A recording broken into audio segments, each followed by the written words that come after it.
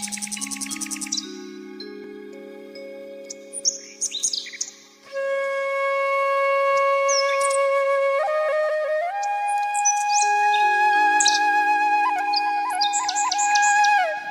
श्री राम मित्रों, आज के वीडियो में मैं आपको एक रोचक और शिक्षाप्रद कहानी सुनाने जा रहा हूँ। मित्रों, इस कहानी को जब आप सुनेंगे तो हमारी सनातन धर्म की जो लोक परलोक से संबंधित कल्पनाएं हैं उसकी 3 बातें साबित होगी। पहली बात कि जीवात्मा का पुनर्जन्म होता है।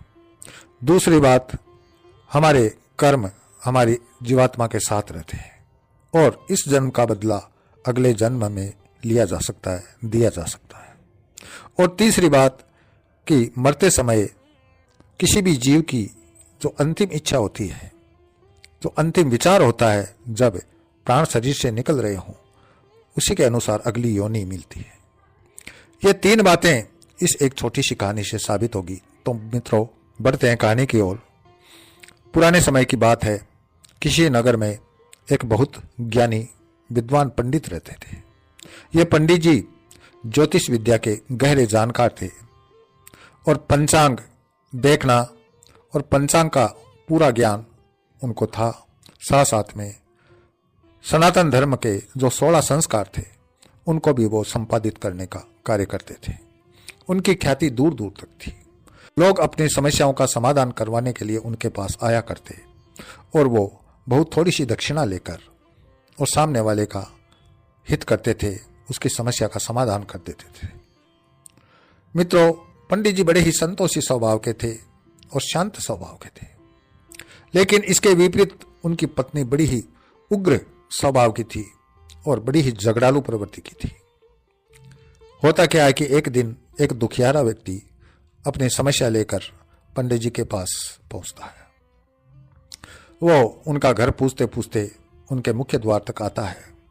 अंदर 2-4 कदम रखता है, तभी घर के भीतर से जोर जोर से चीखने चिल्लाने की आवाजें आने लगती है।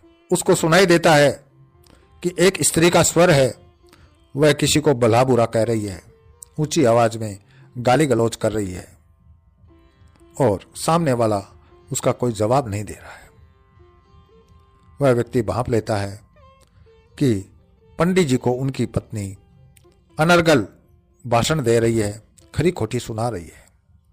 वह व्यक्ति कुछ समय के लिए खड़ा रहता है कि शायद इनका यह कलह समाप्त हो और फिर मैं घर में प्रवेश करूं। लेकिन 5-7 मिनट बाद में भी यह शोर शराबा बंद नहीं होता।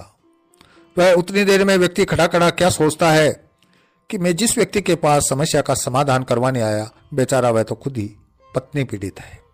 यह अपनी समस्या का खुद ही समाधान नहीं कर पाता, अपने ग्रह कलह को शांत नहीं कर पाता, तो मेरी समस्या का क्या समाधान करेगा। ऐसा सोचकर वो वहीं से वापस उदास मन से मुड़ जाता है। तभी पंडित जी की नजर उस आगंतुक पर पड़ती है। वो भांप लेते हैं कि कोई व्यक्ति मुझसे मिलने आया और शोर शराबा सुनकर वापस लौट रहा है। पंडित जी द्वार तक आए, आवाज दी, कहो भाई, क्या तुम मुझसे मिलने आए? कहा, हाँ पंडित जी, मैं आपसे मिलने ही आया, लेकिन फिर मैं आपकी ग्रह कलह की स्थिति देखकर वापस लौट रहा था। पंडित जी ने दर्द भरी मुस्कान से मुस्कुराते हुए कहा कि ऐसी बात नहीं है भाई, आओ मेरे साथ भीतर आओ। वो उसको ले जाकर अपने कक्ष में बिठाते हैं, उसकी समस्या पूछते हैं और उसका समाधान भी बता देते हैं। फिर वो जान जाते हैं कि आगंतुक के मन में क्या चल रहा है। वो कहते हैं कि भाई, तू सोच रहा होगा कि मैं दूसरों की समस्या का समाधान करता हूं, लेकिन मेरे घर की समस्या का समाधान मुझसे नहीं होता। इसका क्या कारण है?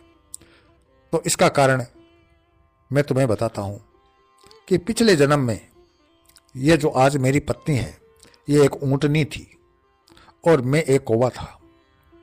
ये ऊंटनी रूप में बूढ़ी हो गई, चलने फिरने में अशक्त थी, अपना भोजन प्राप्त नहीं कर सकती थी, और मैं कौवा था, मांस भक्षी था। मुझे जानवरों का मांस नोच नोच कर खाने में बड़ा मजा आता था। तो मृत जानवरों का मांस खाते खाते ही मेरी इच्छा हुई कि इस ऊंटनी का मांस भी खाया जाए, और मैंने इसके प्राण शरीर में रहते हुए ही इसके शरीर का और विशेषकर इसकी आंखों का मांस नोच नोच कर खाया। यह ऊँटनी मेरा कुछ नहीं बिगाड़ सकती थी, लेकिन इसकी आत्मा अभी शरीर में ही थी। इसकी आत्मा ने मुझसे बदला लेने की ठानी और मुझको उसकी हाय लग गई। ऊँटनी के शरीर से जब प्राण निकल रहे थे तब इसके मन में मेरे प्रति बदले की भावना थी। फलस्वरूप हमें जो दूसरा जन्म मिला उसमें वो ऊँटनी मेरी पत्नी बनी और मैं पिछले जन्म का कोहा। अब वो पिछले जन्म का बदला मुझे नोच नोच कर इस तरह से प्रताड़ित करके चुका रही है। इसमें बेचारी इसका कोई दोष नहीं है। यह मेरे ही कर्मों का फल है जो मुझे भोगना है, और इस जन्म में भोग लूंगा तो मेरा अगला जन्म सुधर जाएगा।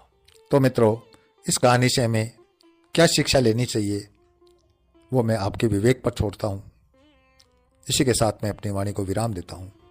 अगले वीडियो में फिर मिलते हैं, तब तक के लिए जय श्री राम।